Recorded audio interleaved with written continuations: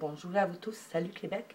Je fais cette petite vidéo-là parce que il y a des situations que le média ne couvre pas, qui n'en fait pas part aux citoyens.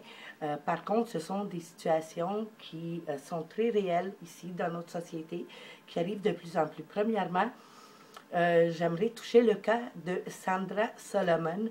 Sandra Solomon, cette ex-musulmane qui a émigré au Canada en 2005. Elle a été élevée en Arabie Saoudite. Elle a passé plusieurs souffrances. Elle a été obligée de se marier. Elle a été violée. Elle a été battue. Sa propre famille a essayé de lui enlever la vie. Donc, elle s'est sauvée ici au Canada et elle a réussi. Et voilà que maintenant, elle vit à Toronto.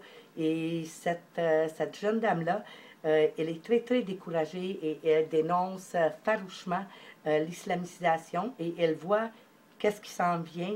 Elle voit la charia qui essaye de s'installer et de prendre la place. Et avec tout son activisme, devinez quoi? Il y a 3 imams, dont un à Montréal, un à Toronto, et l'autre, c'est un imam égyptien, je crois aussi qu'il est à Mississauga, en Ontario, qui ont appelé ouvertement à ce que Madame Sandra Solomon soit exécutée. Oui, donc on a appelé à l'exécution de Sandra Solomon et ainsi de tous les apostats. Les apostats sont donc les musulmans qui ont osé quitter la religion de l'islam. Donc nous faisons face à ça. Il y a aussi un autre aspect très, très inquiétant duquel je me rends compte surtout dans mes vidéos, dans les vidéos que je vois sur les médias sociaux. Il y a, à ce qui semblerait, comme je vois ça, il y a une chasse aux Juifs. Excusez-moi si j'appelle ça comme ça.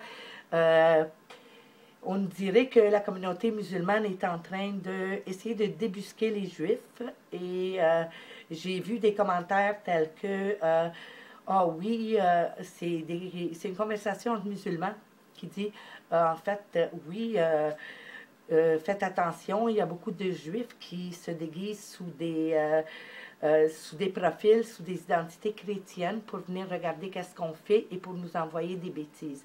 Comme, selon moi, ici au Canada, je considère que n'importe quelle communauté, que ce soit des Juifs, des chrétiens, des athées, que ce soit des bouddhistes, des hindous, peu importe, même les scientologues, même si je crois que c'est de la grande merde, je trouve quand même que c'est important qu'ils puissent avoir leur opinion à dire. Donc, je crois que n'importe qui doit être en mesure, ici au Canada, d'exposer son identité et, si elle se sent menacée, de parler ouvertement.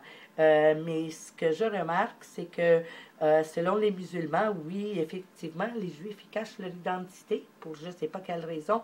Est-ce que c'est parce qu'ils prennent pour acquis que les Juifs ont peur de eux et qu'ils devraient avoir peur avec raison? Je ne sais pas, mais je trouve ça inquiétant. Il y a aussi 2 imams, encore une fois, les 2 imams au Canada, dont un à Montréal, un à Toronto, qui ont appelé ouvertement à ce que Allah aide les musulmans à détruire tous les ennemis, tous les infidèles, et de nettoyer la terre de la saleté juive. Donc, ces 2 imams-là, ils ont appelé à l'élimination complète, totale des communautés juives.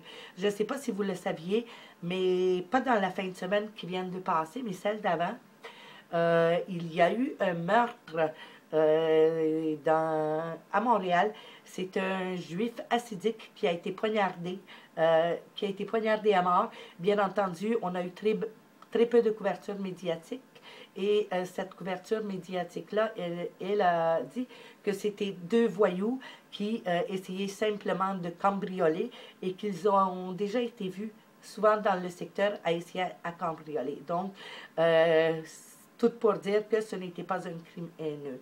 Alors que, en 30 ans depuis que moi je suis au Canada, j'ai jamais vu une telle attaque sur sur aucune communauté en particulier. Bien entendu, durant les années 90, il y a eu les guerres entre les Noirs, les communautés noires, les communautés latinos ou blancs contre noirs, mais ça s'est estompé. Mais premièrement, des jeunes qui ont des couteaux et qui essayent de voler, de faire un vol, donc de prendre les choses de quelqu'un. Le couteau, peut-être qu'ils en ont un, mais c'est pas pour servir, surtout qu'ils ont déjà été vus faire les mêmes affaires dans le quartier. Deuxièmement, le monsieur juif n'a pas été volé, mais il a été poignardé plusieurs fois à mort.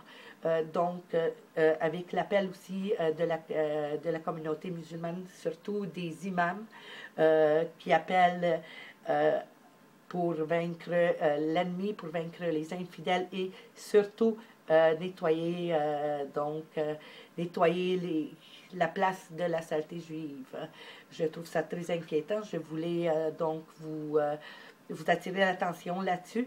Moi, ce que je compte faire, je compte partir une pétition à la Chambre des communes, au Parlement, pour demander au Parlement de condamner et de prendre les mesures nécessaires pour protéger notre communauté musulmane qui ont quitté la religion de l'islam, donc les apostats, ainsi que notre communauté juive à travers le Canada, car je crois qu'ils ont plus besoin de protection que n'importe qui. Donc, je vais faire cette pétition et je vais avoir besoin de 5 emails, donc 5 personnes qui vont soutenir ma pétition que je soumettrai par la suite au Parlement auprès d'un député que j'aurai choisi, que je suis sûre qu'il va prendre avec bonheur notre pétition, puis qui va la présenter auprès du Parlement.